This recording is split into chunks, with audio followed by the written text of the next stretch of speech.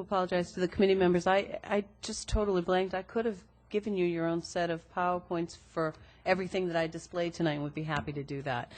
And certainly Mr. Dolby and Mr. Julius opened the door to, having read the paper and attended town council meetings, to hear information that I have heard in the past week and a couple weeks from Mark Milne and from the town and from the state, if you read the Boston Globe yesterday or the Cape Cod Times.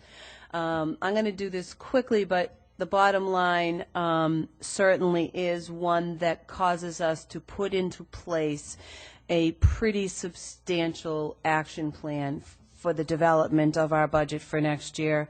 And whether it's a blue ribbon committee or another form of committee, I think we need a very serious action plan to put in place. Barnstable's budget this year was $60,843,000. We did use $3,600,000 from savings. The asterisk there says that savings is a result of excess revenues in excess of the estimates. And so you cannot count on those. So really what we have is $57.2 million of recurring revenue.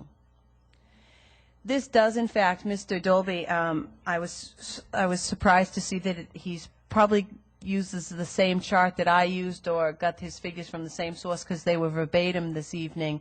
And that is the history back to '04. Chairman Cahoon leaned over to me and said, what about prior to '04? I will do that research. This is a slide actually that I had presented at the budget development last year. In fact, I even forgot to change the FY08 to FY09. It was a projected at the time, and this is actual. So there is a culture of dependency on the savings account or free cash funds to balance the school budget. And the problem with that is you can't always expect that it will be there. I think we were lulled into a sense of maybe false security that it's been there for 6 years and probably 8 to 10 years. Why wouldn't we think it would still be there? And while I apologize for the small size of this, we went into planning for FY10 with the following mindset. The average amount of money used from the savings account for the past 6 years was $2 million. We, the school committee, reserved $1 million in the savings account. So we didn't spend it all. We said, let's be cautious. Let's keep $1 million and assume that we'll get the average of 6 years, $2 million.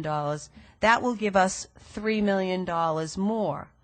And so we went into this, the mindset of fiscal 10, thinking we'll have that $3 million to add to our recurring revenue. That did not happen.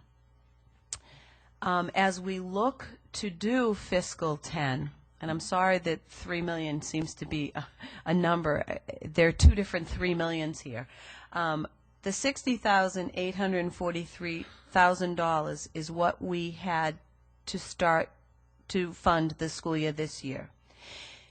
I worked with Mark Milne, Amriella Stetson, Bill Cole, Sandy Gifford, Jane Jassard, and Dave Anthony to look at the estimated additional fixed cost, contractual cost, and inflationary costs to say that we probably will need something around $3.5 million to get level service for next year, which would bring us to $64 million.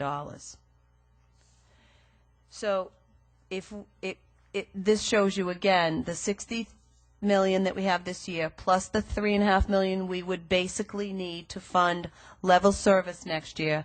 We would need $64,343,000. We have, going back to the very first slide, $57 million in recurring revenue. We expected to have $2 million in savings. $3 million in savings.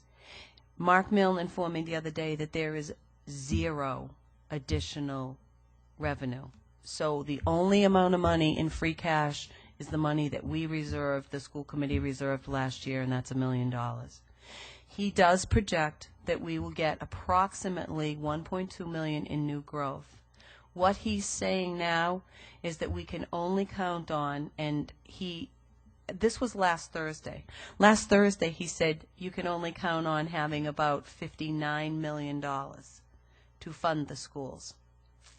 I want you to know that yesterday he sent me an email and said he's taking that back.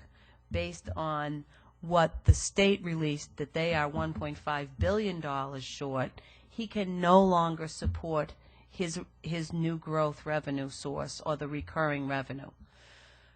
So this is really quite startling. I'm saying that if in fact we needed level service, we want the same programs and services next year that we have this year, and knowing that if we lost 100 students, it doesn't allow us to cut 100 teachers, we would need $64 million. We will have about $59 million. And so we will be approximately $5 million short of funding the budget for the schools. $5 million would mean roughly cutting 100 teachers in Barnstable. I don't know what else to say other than this is, John Clem has asked people to be incredibly serious about this. Mark Milne reviewed this entire presentation with me. He checked my figures, as did Bill Cole. This is as it stands right now. Now, there are different variables. We need to begin to look completely outside the box and say, how do we do things differently? But $5 million is a lot of money. And I think there is the risk of lulling ourselves into a false sense of security that the town will take care of us, or something will happen, or the state will bail us out. All we're reading about is the bailout. I don't believe there's a coalition working on a bailout of $5 million for the schools at this point in time. So I think it's a reality, and this is a first run at it, but it's the best estimate that I can give you with the figures that I've been presented to date.